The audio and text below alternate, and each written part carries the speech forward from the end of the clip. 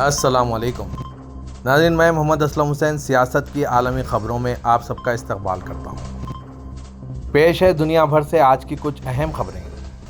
امریکی صدر Joe Biden نے کہا ہے کہ یوکرین کی نیٹو میں شمولیت کو حتمی شکل دینے سے قبل روس یوکرین جنگ کا خاتمہ ہونا ضروری ہے۔ امریکی CNN کو اپنے خصوصی انٹرویو میں صدر جو بائیڈن نے کہا کہ فی الحال یوکرین نیٹو رکنیت کے لیے تیار نہیں ہے۔ اس عمل کی تکمیل کے لیے یوکرین میں جاری جنگ کا خاتمہ ضروری ہے، جس کے بعد اس کی اتحاد میں شمولیت پر غور کیا جائے گا۔ انہوں نے کہا کہ نیٹو رکن ہونے تک امریکہ اور نیٹو اتحادی روس کے خلاف جنگ کے خاتمے کے لیے یوکرینی افواج کو درکار دفاعی مدد اور اسلحہ فراہم کرتے رہیں گے۔ صدر جو بائیڈن کا کہنا تھا کہ انہوں نے یوکرینی صدر زیلنسکی کو بتا دیا ہے کہ اسرائیل کے معاملے کی طرح امریکہ یوکرین کو دفاعی امداد اور اسلحہ کی فراہمی جاری رکھے گا۔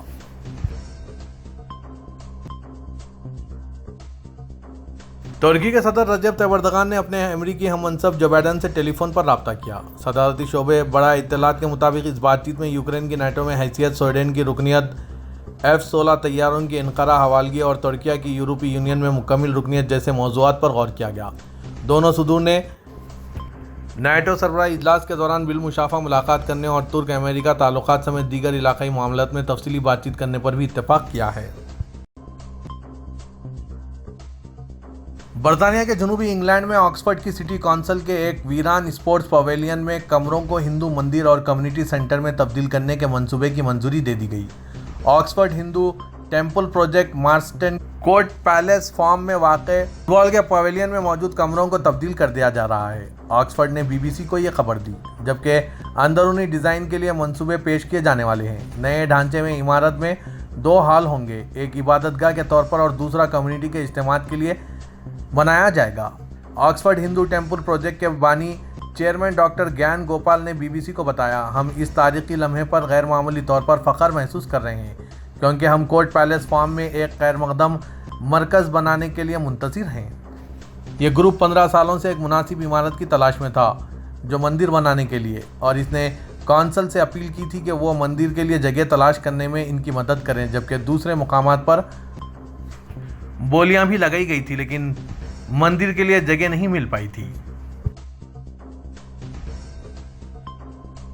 ایک فرانسیسی سابق خفیہ سروس ایجنٹ کی ایک نئی کتاب کے مطابق لیبیا کے سابق رہنما معمر غدافی کا تختہ الٹنا ایک بڑی غلطی اور ایک غیر اخلاقی غلطی تھی۔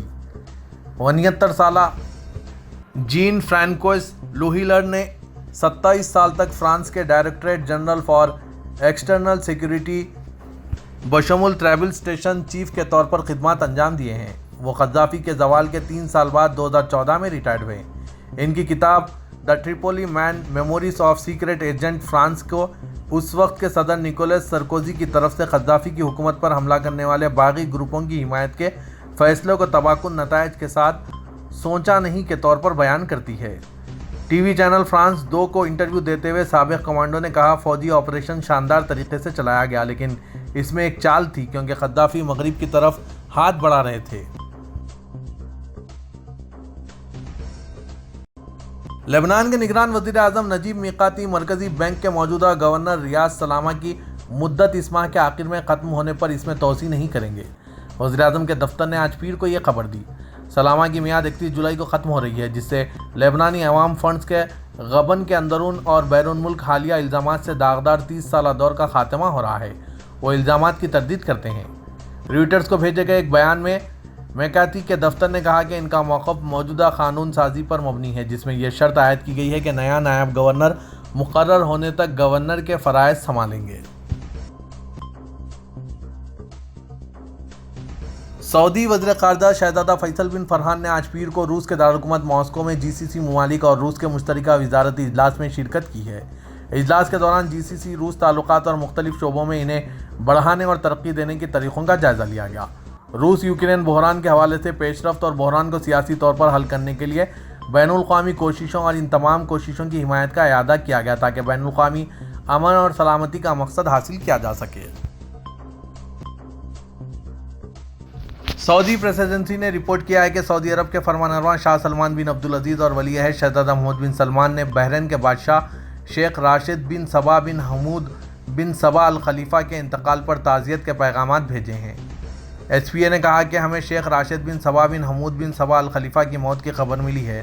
اللہ ان پر رحم کریں اور ہم آپ کی عظمت اور مرحوم کے اہل خانہ کو گہرے خلوص اور تعزیت کے ساتھ پیغام بھیجتے ہیں۔ سعودی فرمانروا نے لکھا، ہم اللہ تعالیٰ سے دعا کرتے ہیں کہ وہ اسے اپنی رحمت اور بخشش سے نوازیں اور اسے اپنے کشادہ باغات میں آباد کریں۔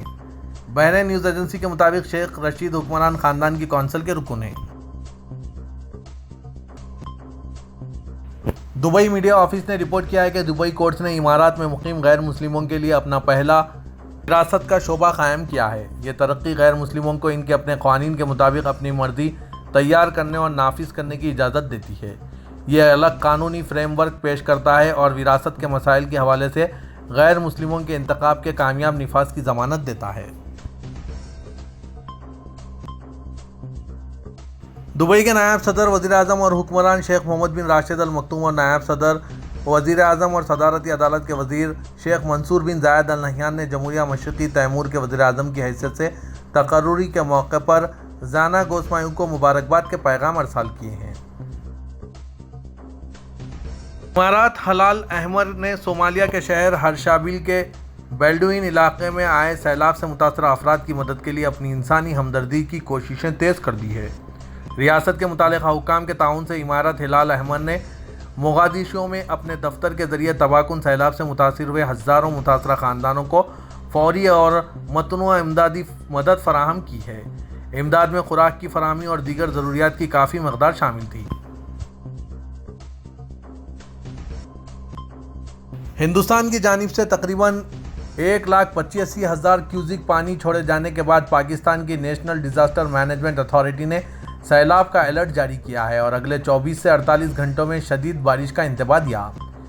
NDMA نے مطلع کیا کہ بھارت کے اج بیراج سے پانی چھوڑنے سے دریائے راوی میں بہاؤ بڑھ گیا ہے، جس کے ساتھ آئندہ 48 گھنٹوں میں موسلا دھار بارش کی توقع ہے۔ اتھارٹی نے متعلقہ سرکاری حلقوں کو ہدایت دی ہے کہ وہ دریا کے کنارے آباد مقامی لوگوں کے انخلاء کی مہم شروع کریں اور مقامی لوگوں کو محفوظ مقامات پر منتقل کریں۔